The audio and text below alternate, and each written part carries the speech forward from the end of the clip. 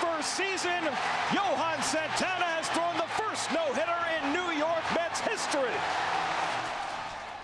A scene Met fans never thought they'd see after 51 years, their first no-hitter. A lot of near misses, Andrew, but Johan Santana was managed to talk his manager into letting him go to a pitch count he'd never been his whole career, let alone a year after shoulder surgery. And not just shoulder surgery. This is, nobody's ever come back from this kind of shoulder surgery. It's not Tommy John surgery. It's Johan Santana. It's the caliber pitcher that you would expect you could hold up there with a Seaver or a Gooden or a David Cohn, who all pitched no-hitters after they left the Mets. Nolan Ryan also.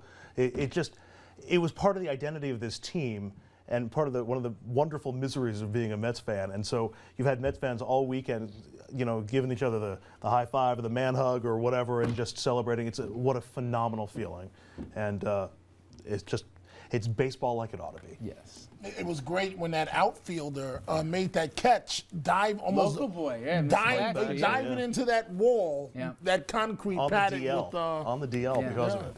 Yeah. Oh, he is on the DL. Yeah, but he will go down. Mike Baxter's name will go down in history with Endy Chavez and Tommy Agee as with the greatest defensive plays of all time in Mets history. Well, good for the Mets. Good for the Mets. Hey, a good start for the Mets as well here. The Subway Series is going to be interesting, guys. Both teams relevant. Got to beat the Nationals first. All right. Hey.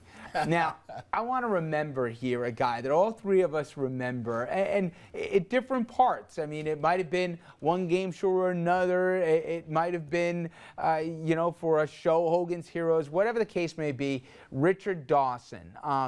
He was a guy, if you saw his face, even if you didn't know his name, you knew exactly who he was, and you probably have a smile when you saw it. You know, when you came home from school in the afternoon, you know, at a different time, you know, you try and guess before they sounded that bell what the guess was behind it in Family Feud, but there was a lot more to him, and T.J. Winnick, he explains.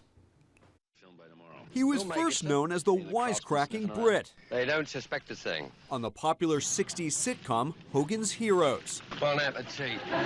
But it was later, during his 10 years as game show host, Let's start the Family Feud, when Richard Dawson became a household name. He became known for his devilish charm. That kissing, all that kissing. Feud's producer figures he must have kissed around 20,000 women on air. Dawson insists it all began innocently enough when he was trying to put an especially nervous contestant at ease. I said, I'm going to do something that my mom would do to me whenever I had a problem of any kind. And I went like this, and I kissed her on the cheek. Born Colin Lionel M. in 1932, he pursued comedy in his native England under the stage name Dickie Dawson. Introducing the Johnson family.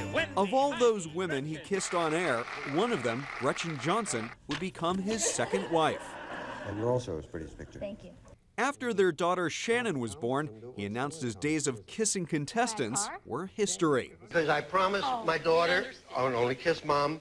It was one of his two sons, Gary, who announced on Facebook his father died from esophageal cancer Saturday. A couple of years ago, when asked how he'd like to be remembered, that wisecracking humor was on full display. I was kind, and I was a nice person. You wouldn't want to move if you were sat next to me on the bus. Or maybe you would. T.J. Winnick, ABC News, New York.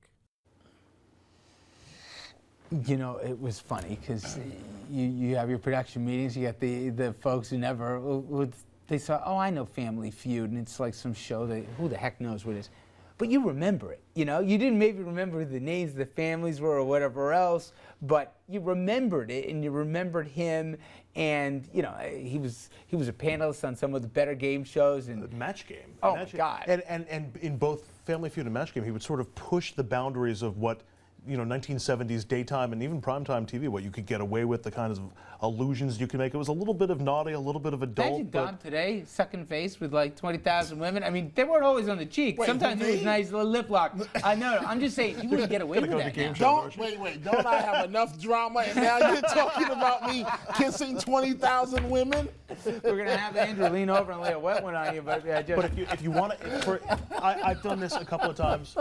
Go on YouTube and do a search for Family Feud bloopers or Match Game bloopers or Richard. The stuff that they went through was so. It still like makes you bust your gut laughing watching it today, even if you have no idea I remember what one, those shows right? were. I think we saw this one today. They said, what month do women start to show their pregnancy more? What's the month that women most likely show their pregnancy?